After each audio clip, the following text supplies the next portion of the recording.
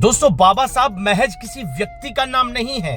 बाबा साहब एक जीवंत उदाहरण थे त्याग, तप, संघर्ष और एक धैर्यवान व्यक्तित्व का। वो एक योद्धा, नायक, विद्वान, दार्शनिक, समाज सेविक एवं वैज्ञानिक आधार पर बातचीत करने वाले व्यक्तित्व थे।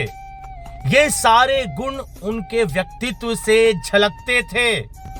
उनके व्यक्तित्व में ईमानदारी, सच्चाई, स्मरण की प्रखरता, बुद्धिमत्ता, नियमितता, ये सारी चीजें उनके व्यक्तित्व का हिस्सा रही थी। बाबा साहब वो प्रथम व्यक्ति थे जिन्होंने आधुनिक भारत की कल्पना की थी। बाबा साहब वो प्रथम व्यक्ति थे जिन्होंने इस देश में 370 का विरोध किया था। बाबा साहब एक बेहतरीन व्यक्तित्व के अलावा एक अनन्य कोटि के नेता भी थे, जिनकी दूरगामी सोच इतनी प्रखर थी कि आज आधुनिक भारत की जितनी भी समस्याएं हैं, बाबा साहब ने इन समस्याओं को उस समय ही महसूस कर लिया था। चाहे वो चाइना के साथ हमारे मतभेद हों, चाहे वो पाकिस्तान के साथ मतभेद हों, चाहे फिर जम्मू कश्मीर की हमारी समस्या हो। एक देश एक संविधान की जो सर्वप्रथम व्याख्या की थी और जिसका सपना देखा था, वो बाबा साहब थे।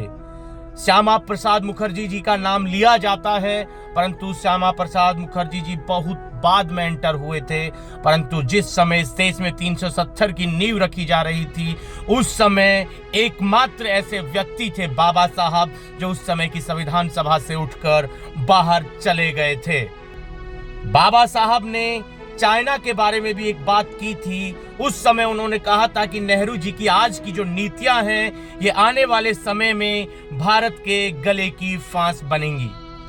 आज ऐसे महान व्यक्तित्व, महान राजनेता, महान वैज्ञानिक, महान दार्शनिक की पुण्यतिथि पर सत सत नमन करता हूं। अंत में आप सभी से बस एक निवेदन है कि बाबा साहब का नाम लेने से या फिर जय भीम बोल देने से समस्याएं समाप्त नहीं होती हैं।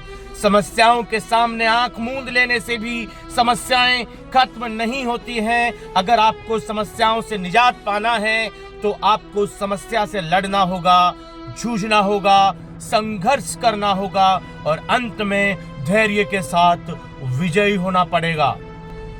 जय भीम बोल देना कोई बाबा साहब की विचारधारा को अपना लेना नहीं है। बाबा साहब की विचारधारा अगर आपको अपने जीवन में उतारनी है तो बाबा साहब को समझना होगा, बाबा साहब के जीवन को पढ़ना होगा। मात्र बाबा साहब ने बौद्ध धर्म अपनाते समय जो 11-12 प्रतिज्ञाएं दी थी, उनका अनुसरण कर लेने से आप बाबा साहब को नहीं समझ सकते। बाबा साहब को समझने के लिए उनके संघर्ष को समझना होगा। विपरीत परिस्थितियां होने के बावजूद उन्होंने संघर्ष किया और जो हासिल करना था स्वयं के लिए, देश के लिए, समाज के लिए, वो हासिल भी किया। आज तो आपके हिसाब से परिस्थितियां हैं, थोड़ी बहुत विपरीत हो सकती हैं, पर जब तुलना आप बाबा साहब के समय से करेंगे समस्याओं की, तो उनकी समस्याओं के सामने आपकी समस्या बहुत बोनी साबित होगी, बोनी नजर आएगी। बाबा साहब को ना कोई कभी बहका पाया, ना कोई कभी फुसला पाया। इसीलिए आपसे निवेदन है कि बाबा साहब की विचारधारा को समझने के लिए आपको किसी भी ऐसे व्यक्ति की जरूरत नहीं है जो अपने आप को बाबा साहब का अनुयायी बताते हुए अपने आप को एक समाज के ऊपर जबरदस्ती थोप रहा हो। समाज के सबसे बड़े अनुयायी आप स्वयं हैं। आप स्वयं तय करें कि बाबा साहब क्या थे, बाबा साहब का व्यक्तित्व क्या था। अपनी पढ़ाई पर, अपनी मेहनत पर फोकस करें, बजाय रैलियों में जाकर दंगों के आरोप अपने ऊपर लगवाकर अपनी जिंदगी बर्बाद करने के। बाबा साहब ने जो सपना देखा था, उस सपने को पूरा करने में अपनी ताकत और मेहनत लगाना शुरू कर दीजिए, क्योंकि बाबा साहब ने कभी अपनी रैलियों में युवाओं को नहीं बुलाया, बल्कि बाबा साहब अपनी रैलियों में ये खास ध्यान रखते थे कि कुछ ऐसी घटना ना हो कि कोई युवा अपनी भविष्य से यहाँ पर आकर हार जाए।